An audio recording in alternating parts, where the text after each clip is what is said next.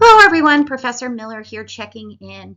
Um, I noticed that a lot of us are struggling with this week's discussion board.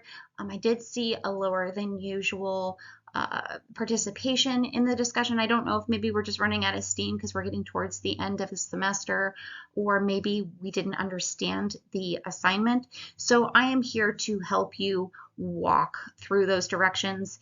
If you did post something before midnight last night, but maybe this morning you found that you were given a 0, please know that that 0 was more so to bring your attention to the fact that the initial post did not meet the expectations of the assignment, and hopefully get you in the classroom to address that. So let's go ahead and walk through these directions. So you're going to view the videos on the rule of thirds, depth of field, and leading lines. And then you're going to apply 1, 2, or 3 of these techniques to your photograph. Now, I will be honest, I am not a photographer myself. My husband is actually a photographer, and we've been together for 30 years. You would think some of it would rub off on me, but it has not. I still don't take a picture particularly well, but I do want you to be exposed to these sort of basic rules of photography, of good photography. So it's not my expectation that you become Ansel Adams, who's a very famous photographer, overnight. It's more so just to kind of, practice some of these techniques. Maybe get out of your comfort zone, try something new. Maybe you are already interested in photography, well versed in these techniques. If that's the case, then you could probably skip the videos and just use one of those 3 techniques, 1, 2, or 3 of those techniques, and explain it. But if what I just said to you is gibberish, if you have no idea what rule of thirds, depth of field, or leading lines are, then you're going to want to watch those videos so that you're able to accomplish one of those techniques in your photograph. So then once you have that, you're going to try for one of the 3 prompts and post your picture and explanation of the product and process. All right, so I think for the most part we understood the prompts. I didn't really see any confusion there. The only thing I noticed was sometimes we just didn't follow a prompt. So let's just run through those very quickly. Prompt 1 is take a photograph that you think exemplifies the spirit of Valencia College.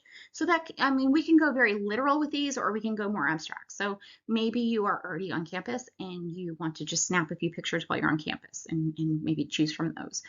Maybe because you're fully online this summer, Valencia College is wherever your workstation is in your home. Maybe it's at your desk where your laptop is, and your books and your notebooks and such. Or it can be something more abstract, something that says the spirit of Valencia too. And there's a lot of different directions that you could take with that. Just make sure, especially with those, if you go more abstract, that you make the connection back to that prompt. All right, prompt 2, take a photograph that you think conveys a specific emotion. Again, I think that one's pretty self-explanatory. I think we all understand the power of photography in conveying emotion. Prompt 3, take a photograph that shows a sign of the times, an element of humanity that is specific to our time period and culture. I saw some pretty terrific examples this week on the discussion board. Most of those students kind of went like a tech kind of direction, and they had great explanations. But don't feel like either that you have to do anything like highbrow. I know that in this course we do a lot of like high arts and literature and all these masterpieces, but humanity is about more than that. So if there's like, maybe you have like a little area of your room where you have a lot of the things that are important to you in terms of like pop culture, maybe you have some posters up or some, I don't know, anime figurines or something, anything like that that you think conveys, the time period that we're living in now. If maybe 200 years in the future, someone saw that photograph and they would instantly associate it with our time period now. Okay, so we've been together for about 10 weeks now. So you probably have noticed by now that when there is a particularly important direction, I bold it and I highlight it in yellow. And oftentimes it's because I want to draw your attention to a common pitfall. And this is definitely the prevailing pitfall this week, and that is not taking a new photo. So I think sometimes we get a little hung up on the product. We think that the product is what it's all about, and that's what we're getting graded on.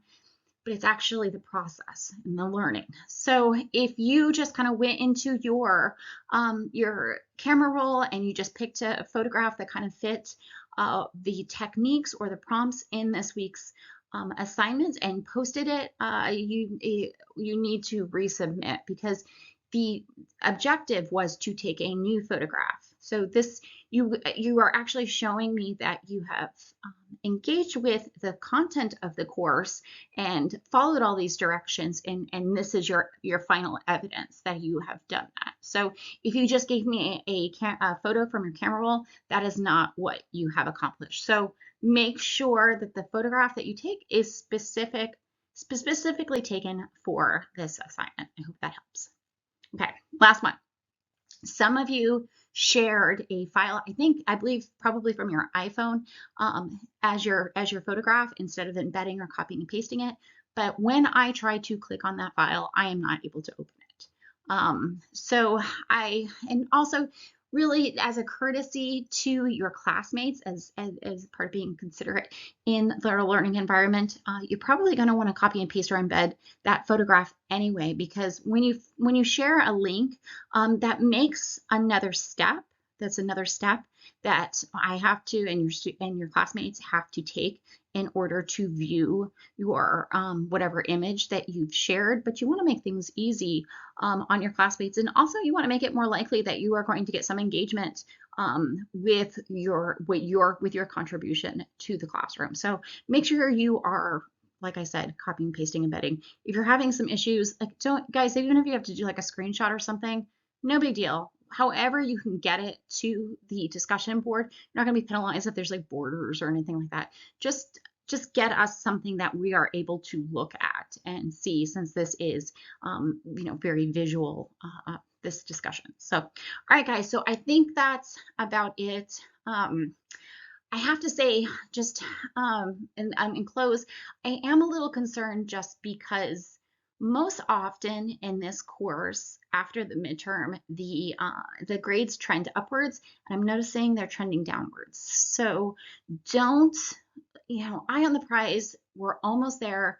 I know it's summer. I know it's tough. I know you guys took a 12-week class, so it's a little bit different because it's almost a full term. So maybe you're just kind of over it. If you're kind of feeling that, maybe it's time to just kind of like work ahead and get over it. Get it over with. I've seen it happen too often where students with A's and B's maybe drop the ball the last few assignments and finish with C's and D's, and I don't want that to be you, especially if you want better than C's and D's, and oftentimes those D's do not transfer. So if you're going to university, you want to make sure you keep that grade up.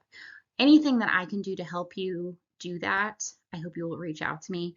If after viewing this video you're still confused about anything, you have any questions, message me. I have time this evening if you would like to Zoom. All right, guys. So again, if you have a 0 right now because you did not follow the directions, don't worry about it. You still have a second bite at the apple, a second opportunity to earn credit this week. All right, best of luck.